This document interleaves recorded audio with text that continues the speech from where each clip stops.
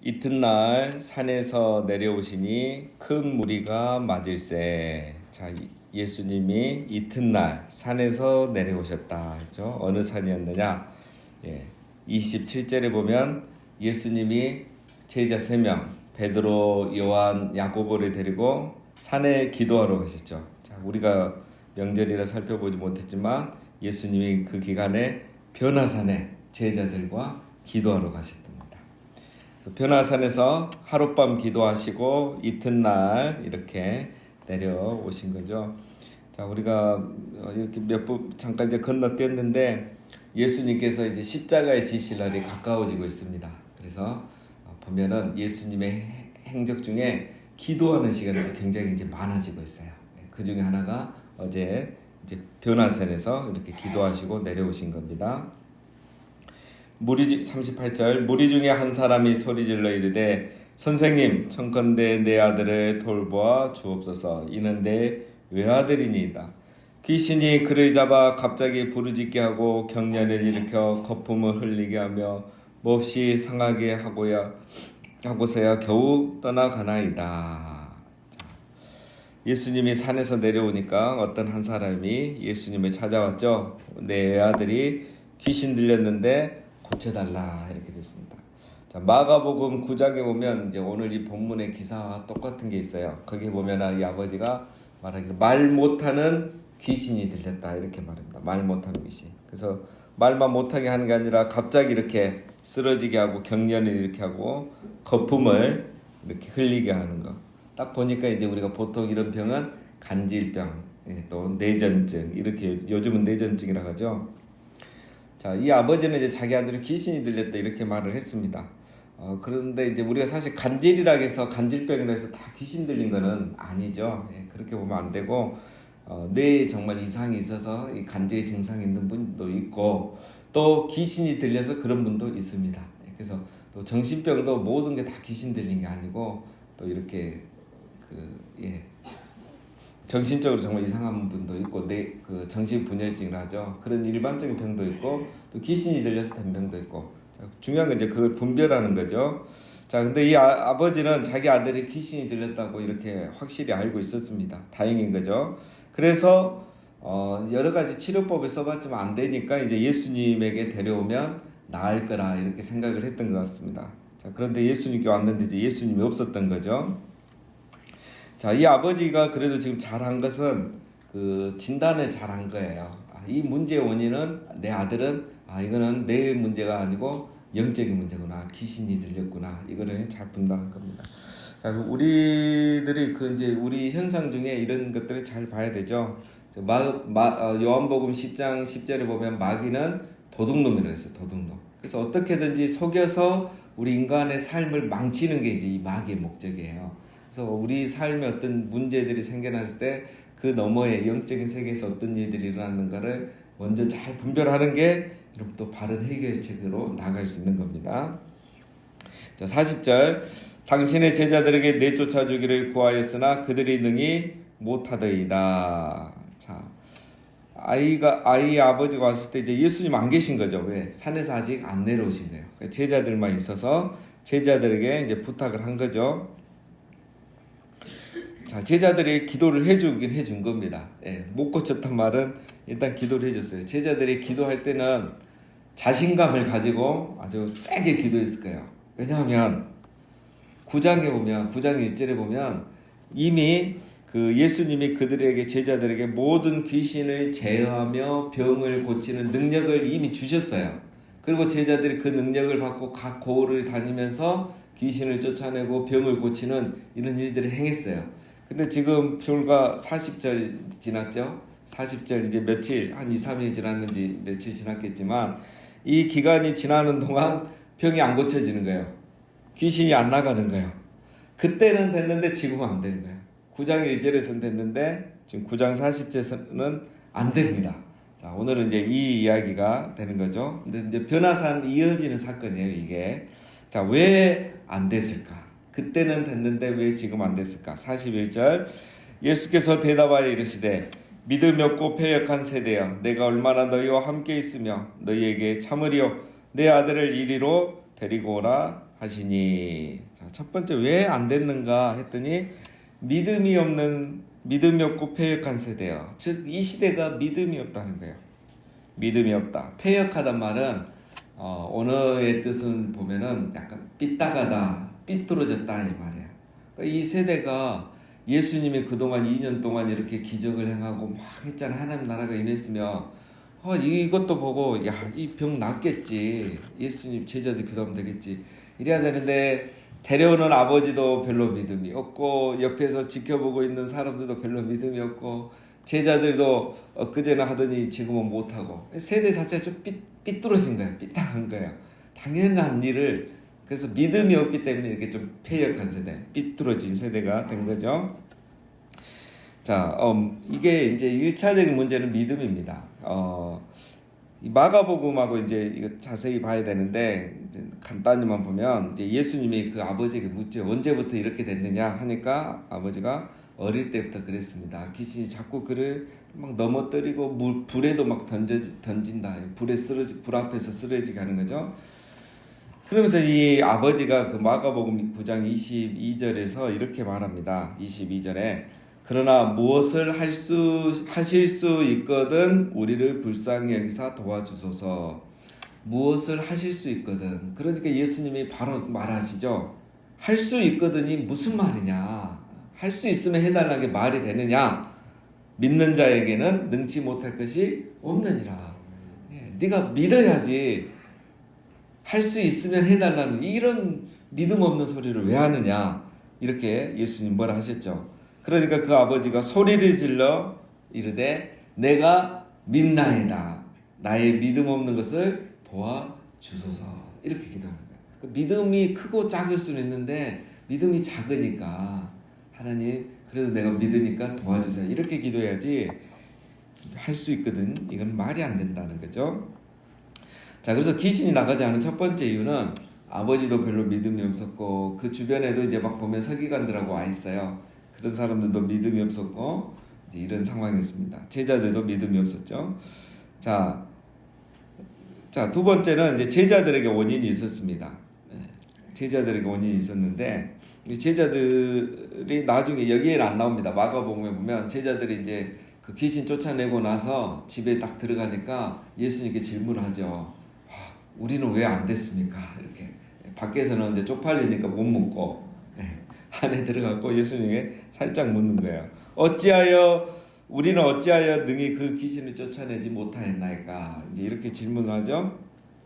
이 말은 그러니까 전에는 나갔는데 지금 왜 안 나가느냐 이 말이에요. 이때 예수님께서 하셨죠. 마가복음에 보면 기도 외에는 다른 것으로 이런 유가 나갈 수 없느니라. 기도 외에는 다른 것으로는 이런 종류가 나갈 수 없느니라. 참 그러니까 제자들이 뭐하지 않았기 때문에 오늘 안 됐다. 기도하지 않았기 때문에. 자, 그럼 믿음은 있었느냐? 믿음도 없었어요. 믿음이 있었으면 되는데 왜 그런 믿음이 없었느냐? 믿음이 적어진 거죠. 9장에서 1절에서는 됐는데 지금 안 된 거는 믿음이 적어진 거예요. 믿음이 식은 거예요. 약해진 거예요. 그러면 왜 믿음이 없어지고 믿음이 식어졌느냐? 기도하지 않았기 때문에요. 왜 능력이 나타나지 않느냐? 기도하지 않았기 때문에. 지금 제자들은 이제 되네. 예수 이름으로 하면 다 되네. 그러고 기도하지 않는 거예요. 근데 예수님은 지금 보면 계속 새벽 미명에도 기도하시고 한적한 곳에서 기도하시고 변화산에 가서 기도하시고 겟세마네 동산에 가서도 기도하시는데 이 제자들은 기도하지 않은 거야. 그래서 이런 역사가 일어나지 않은 겁니다. 기도가 중요합니다. 오늘 본문은 기도와 관련해서 나머지 뒤에 나오는 두 가지 사건도 연결해서 우리가 해석을 하겠습니다. 자, 기도하고 내려오시는 우리 예수님 어떻게 합니까? 42절에 올 때에 예수님 이제 오라고 할 때에 자, 41절 마지막에 보면 내 아들을 이리로 데리고 오라 하시니 그 아들이 올 때에 귀신이 거꾸러지고 심한 경련을 일으키게 하는지라. 예수께서 더러운 귀신을 꾸짖으시고 아이를 낳게 하사 그 아버지에게 돌아주시니. 자, 예수님이 아이를 데려오라고 하니까 귀신이 벌써 아는 거죠. 자기 이제 혼날 걸 알고 이제 이렇게 벌벌 경련을 일으키게 합니다. 자, 우리 예수님은 더러운 귀신을 꾸짖습니다. 귀신은 더럽죠. 더럽단 말이 몸이 더럽단 말이 아니라 이 성품이 더럽다는 성품. 그래서 꾸짖고 내쫓아냈습니다. 43절 사람들이 다 하나님의 위엄에 놀라니라. 그들이 다 그 행하시는 모든 일을 놀랍게 여기세. 예수께서 제자들에게 이르시되. 자, 귀신 쫓아내니까 사람들의 반응이 와 예수님 이런 게 아니라 하나님의 위엄에 놀라니라. 하나님께 영광을 돌리더라. 하나님의 위대하심에 놀라더라 하는 겁니다. 자, 진정한 기적이 일어나는 것에는 그 사람이 높임받는 게 아니라 하나님의 위엄이 드러나는 겁니다. 하나님이 높아져야 돼요. 근데 막 귀신 쫓아냈다 뭐 했다고 그 사람이 높아지고 그걸 막 이렇게 즐기면 그는 가짜 선지자, 거짓 선지자일 확률이 많습니다. 자, 44절 이 말을 너희 귀에 담아두라. 인자가 장차 사람들의 손에 넘겨지리라 하시되 그들이 이 말씀을 알지 못하니 이는 그들로 깨닫지 못하게 숨긴 바 되었습니다. 또 그들은 이 말씀을 묻기도 두려워하더라. 자, 오늘은 우리가 이제 누가의 관점에서 계속 살펴봅니다. 그래서 누가는 지금 기도와 믿음으로 귀신을 쫓아낸 것을 강조하지는 않고 있어요. 예, 마가는 그걸 강조하지만, 자, 이 사건 이후에 바로 예수님이 이 말씀하셨다는 거죠. 이 말을 너희 귀에 담아두라 하면서 이제 인자가 장차 사람들의 손에 넘겨지리라. 즉 예수님이 이제 좀 있으면 잡혀서 십자가에 죽게 될 것이다. 이 얘기를 하시면서 먼저 하신 말씀이 이 말을 너희 귀에 담아라. 내가 이제 장차 잡혀서 죽을 것을 귀에 담아두라. 귀에 담아두라 말은 신중하게 들으라 이 말이에요. 잘 깨달아라. 잘 기억해라 이 말입니다. 자, 이만큼 중요한 말이죠. 자, 근데 제자들이 이 45절을 보면 그 말씀을 깨닫지 못한 거예요. 자, 오늘 이게 이제 중요합니다. 자, 왜 깨닫지 못한가? 예수님이 내가 이제 좀 있으면 사람들에게 잡혀갈 것이다, 죽을 것이다 이 얘기를 했는데 제자들은 그게 무슨 말인지를 깨닫지 못하는 거예요. 왜 깨닫지 못했을까요? 자, 오늘의 이제 중요한 건 이겁니다. 제자들이 깨닫지를 못해가지고 오늘 두 가지 실수를 다 합니다. 자, 왜 깨닫지 못했느냐? 제자들이 이제 뒤에 보면은 우리 중에 누가 더 크냐고 이렇게 변론을 해요. 그러니까 예수님은 내가 이제 곧 잡혀 죽을 것이니까 이거 잘 기억해둬라 이렇게 말했는데 제자들은 끝나자마자 야 우리 중에 나중에 예수님이 우린 이스라엘을 회복하고 로마로부터 해방시키면 우리 중에 누가 국무총리하고 누가 장관하겠냐 이런 거 싸우는 거예요. 자, 왜 깨닫지 못했느냐? 듣고 싶은 말만 듣기 때문에 그래요. 이 제자들의 관심은 누가 우리 중에 크냐 이거에 지금 관심인데 예수님은 그 이야기를 안 하고 지금 내가 죽을 거다 얘기를 해놓으니까 자기들 듣고 싶은 말은 그 뒤에 그거라고 생각하고 예수님 죽는 거에는 관심이 없는 거예요. 그러니까 여러분 더 비참한 게 뭐냐면 이렇게 하니까 어떻게 돼요? 이는 그들로 깨닫지 못하게 숨긴 바 되었습니다. 왜 우리가 말씀을 깨닫지 못하느냐? 내가 듣고 싶은 말만 들으니까 그 다음에는 어떤 일을 합니까? 하나님이 그 사람에게는 말씀을 깨닫게 안 해주는 거예요. 숨겨버리는 거예요. 그러니까 제자들이 계속 깨닫지 못하고 엉뚱한 소리 하고 있는 겁니다. 자, 그래서 우리가 여러분 말씀은 열린 마음으로 들어야 됩니다. 열린 마음으로. 우리가 이제 설교 듣다 보면 그런 마음들 들 때 있잖아요.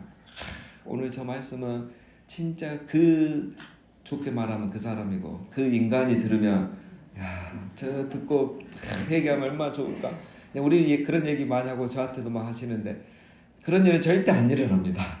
왜냐하면 말씀은 듣고 싶은 대로 듣기 때문에 아무리 하나님 말씀이 나가도 안 들은 사람은 안 들어요. 그래서 그런 기대는 하지 마시고 나만 은혜 받고 내가 은혜 받고 내가 깨닫고 내가 변화되면 되는 거예요. 예. 자, 46절 제자들이 어떻게 합니까? 깨닫지 못하니까 제자 중에서 누가 크냐 하는 변론이 일어나는 겁니다. 예. 스승은 고난과 죽음에 대해서 얘기하는데 제자들은 성공과 출세에 대해 관심이 있죠. 자, 듣고 싶은 것만 들으니까 이렇게 됩니다. 자, 예수님이 죽는 것에 대해서 처음 얘기하신 게 아니에요. 9장 22절에 보면 벌써 먼저 얘기했어요. 내가 고난을 받고 장로들과 대제사장들과 서기관들에게 버림받아 죽임을 당하고 3일 만에 살아나리라. 벌써 이 죽음과 부활을 얘기하셨단 말이에요. 그리고 지금 또 두 번째 얘기하는데 또 깨닫지 못하는 거예요. 왜 깨닫지 못하냐? 듣고 싶은 것만 듣기 때문에. 왜 듣고 싶은 것만 듣고 이러느냐? 또 중요한 이유는 기도하지 않았기 때문에. 제자들이 기도하지 않은 거예요. 그러니까 하나님의 말씀이 귀에 안 들어옵니다. 자, 47절 예수께서 그 마음에 변론하는 것을 아시고 어린아이 하나를 데려다가 자기 곁에 세우시고 그들에게 이르시되 누구든지 내 이름으로 이런 어린아이를 영접하면 곧 나를 영접하며 또 누구든지 나를 영접하면 곧 나를 보내신 이를 영접함이라. 너희 모든 사람 중에 가장 작은 그가 큰 자니라. 예, 하도 못 알아들으니까 이번에는 그냥 예를 들어 설명합니다. 예, 하나님 나라에서 누구냐? 이 어린아이라. 어린아이는 말하면 우리로 말하면 작은 자. 예, 교회로 말하면 별로 뭐 직분이 없고 또 이렇게 교회 온 지 얼마 안 되신 분들, 또 사회적으로 이렇게 연약한 분들, 이런 분들, 소외된 분들을 말하죠. 영접한단 말은 그런 사람들을 이렇게 존중하고 받들어 섬긴다는 거야. 내가 사회적으로 보면 그럴 이유가 전혀 없는데, 나이도 많고 뭐 내가 직분도 높고 경륜도 높고 사회적으로 신분도 높으니까 그럴 이유가 없는데, 왜 그렇게 한다? 예수님 이름으로, 예수님 때문에 나보다 작고 연약한 분을 존중해 주는 거야. 그렇게 하는 자가 천국에서는 큰 자라는 거야. 그런 사람은 천국에서는 높은 거지, 너희같이 이렇게 하는 사람들은 아니다는 거죠. 자, 49절 두 번째 실수를 하죠. 요한이 여짜오되 주여 어떤 사람이 주의 이름으로 귀신을 내쫓는 것을 우리가 보고 우리와 함께 따르지 아니함으로 금하였나이다. 예수께서 이르시되 금하지 말라. 너희를 반대하지 않는 자는 너희를 위하는 자니라 하시니라. 자, 두 번째 실수는 뭐냐면, 이제 요한이 예수님께 말했죠. 어떤 사람이 예수 이름으로 막 귀신 쫓아내는 걸 보고 그 사람이 12제자가 아닌 거예요. 뭐 심지어 70제자 중에도 안 들었던 거예요. 그런데 예수님 이름으로 막 귀신을 쫓아낸 걸 보고는 예수님을 따르고 우리와 함께 이 무리에 있지 않기 때문에 귀신을 못 쫓아내게 내가 그렇게 했습니다. 금했습니다. 네, 잘했죠. 이 말을 하려고 했는데 예수님이 금하지 말라. 너희를 반대하지 않는 자는 너희를 위하는 자니라. 이렇게 하면서 그러면 안 된다 하고 오히려 또 깨지는 거죠. 혼난 거죠. 자, 요한이 왜 그 사람들을 이렇게 못하게 금했을까? 좋은 일을 하는데 자기 말은 그렇게 말하죠. 우리와 함께 따르지 아니함으로 금하였나이다. 그러니까 우리와 함께 따르지 아니함으로. 이 사람은 뭐죠? 예수님을 따르지 아니함으로 금한 게 아니라 누구를 따르지 아니함으로? 우리를 따르지 아니함. 이게 이제 핵심이죠. 예. 그러니까 나를 예수님을 따르지 아니하고 우리와 함께하지 않아서 따랐다, 금했다 이 말이에요. 그러니까 뭡니까? 하나님 나라가 아니고 자기 소속이에요. 우리 무리 안에, 예수님이 주가 아니고 우리 무리 안에 속하지 않았기 때문에 금했다는 거예요. 우리가 이런 경우들이 많죠. 예수님이 중심이 게 아니라 제자들이 중심인 거예요. 하나님 나라는 소속의 문제가 아니죠. 우리 교단이냐, 우리 거제교회냐, 이게 중요한 게 아니고 하나님 나라에 속해 있느냐, 이게 중요한 거. 예수님을 따르고 있느냐, 이것이 중요하단 말이에요. 그런데 자기들 편에 소속되지 않았다고 이런 실수를 이렇게 금하는, 잘못을 범하는 거죠. 자, 오늘 이 말씀을 보면 제자들이 하나부터 세 가지가 다 안 됐어요. 첫 번째는 자기 안에 믿음도 없고 능력도 없는 거예요. 그렇죠? 그래서 귀신 들린 아이를 고쳐주지 못한 겁니다. 두 번째는 내부적으로 분열하는 거예요. 누가 더 크냐고 싸우는 거예요. 세 번째는 외부적으로는 배척하고 억압하고, 이게 이제 폭력을 행하는 거예요. 너 우리 편 아니까 그러면 안 돼. 너는 우리 교회 아니니까 그러면 안 돼. 배척하는 거예요. 기도하지 않으니까, 사람이 변화되지 않으니까, 말씀이 그 안에 들어가지 않으니까 자기 안에는 믿음도 없고 능력도 없으면서 서로 누가 크냐고 싸우고, 외부적으로 사회적으로는 배척하고 억압하고 폭력을 행사하는 거예요. 제자들이 지금 이러는 거예요. 벌써 예수님 따른 지 1년, 2년이 지났는데, 하나님 나라를 경험한 지 1년, 2년이 지났는데 이렇게 되는 거예요. 자, 오늘 우리가 구원을 받았고 하지만 기도해서 말씀이 내 안에 들어오고 그 말씀이 나를 변화시키지 않으면, 오늘 이 제자들의 모습처럼 나는 믿음도 약하고 능력도 별로 없으면서 서로 비교하고 누가 더 나은가, 누가 더 복 받았는가, 누가 더 성공했는가, 이거 갖고 서로 분열하고 사회적으로는 아무 영향력도 못 미치면서 사회를 정죄하고 자꾸 소외된 자들을 더 만들어내고 배척하는 이런 모습들이 오늘날 교회 안에서도 일어날 수 있고 또 교회 우리들 안에서도 일어날 수 있다는 겁니다. 그래서 교회가 기도하지 않으면 하나님의 말씀을 깨닫지 못하고 자기가 듣고 싶은 말만 들으면 변화가 없습니다. 그래서 교회가 그러다가 세월이 지나면 내부적으로 분열하고 사회적으로는 차별하고 학대하고 우리만 거룩한 공동체인 것처럼 그렇게 하면서 오히려 사회로부터 지탄을 받게 되는 일들이 오늘 교회 안에서 일어나고 또 작게는 우리가 개인적으로 그런 실수도 범할 수 있는 겁니다. 그래서 정말 중요한 게 뭐냐? 우리 이렇게 새벽에 나와서 기도하고 오늘 이 말씀 들었을 때 내 안에 저런 모습은 없는지 다시 돌아보고 회개하고 주여 내게 말씀을 주시고 말씀이 나를 변화시키게 하시고 내 안에서 하나님의 나라가 30배, 60배, 100배로 열매를 맺어서 나는 믿음의 사람이 되게 하시고 성도를 어린아이 한 명을 또 주의 이름으로 영접하고 성도 한 명을 주의 이름으로 영접해드리고 사회적으로는 누구든지 주와 함께하는 자들을 환영하고 오히려 동역하는 그런 일들이 일어나게 되는 겁니다. 새벽마다 기도하는 우리에게 이런 축복이 있으시기를 주님의 이름으로 축원드립니다.